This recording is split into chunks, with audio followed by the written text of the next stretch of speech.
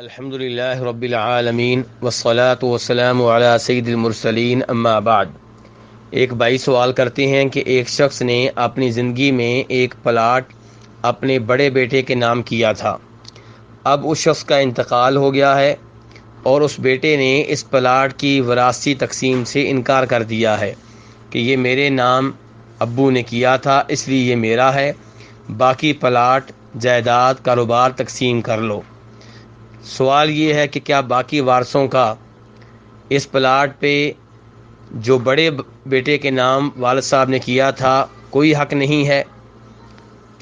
تو گزارش یہ ہے کہ نبی علیہ الصلوۃ والسلام نے اولاد میں انصاف کرنے کا حکم دیا ہے، برابری کا حکم دیا ہے۔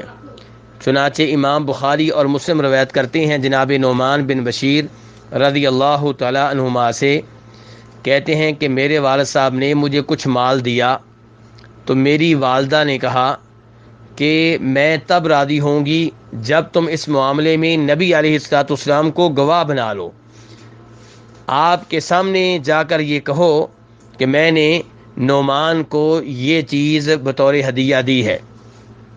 چنانچہ میرے والد صاحب مجھے نبی علیہ الصلوۃ والسلام کے پاس لے گئے تاکہ آپ کو اس عمل پہ گواہ بنائیں۔ تو نبی علیہ الصلوۃ والسلام نے کہا کہ بشیر، کیا نعمان کے علاوہ بھی تمہاری اولاد ہے؟ تو میرے والد صاحب نے کہا جی ہاں، مزید اولاد بھی ہے۔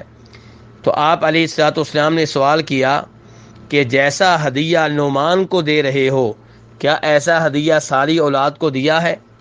تو والد صاحب نے کہا نہیں۔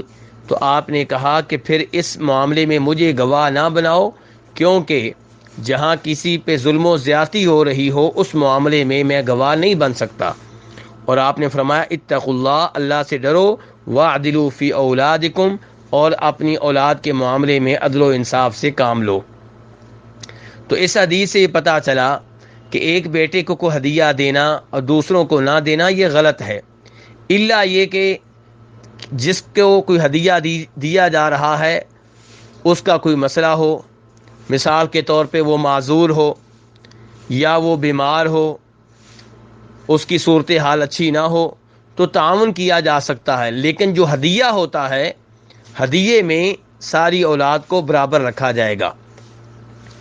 اب اگر کسی نے اپنی زندگی میں کسی ایک بیٹے کو پلاٹ دیا یا گھر دیا اور دوسروں کو نہیں دیا اور اس حالت میں فوت ہو گیا تو اولاد کو چاہیے کہ اس غلطی کی اصلاح کر لیں۔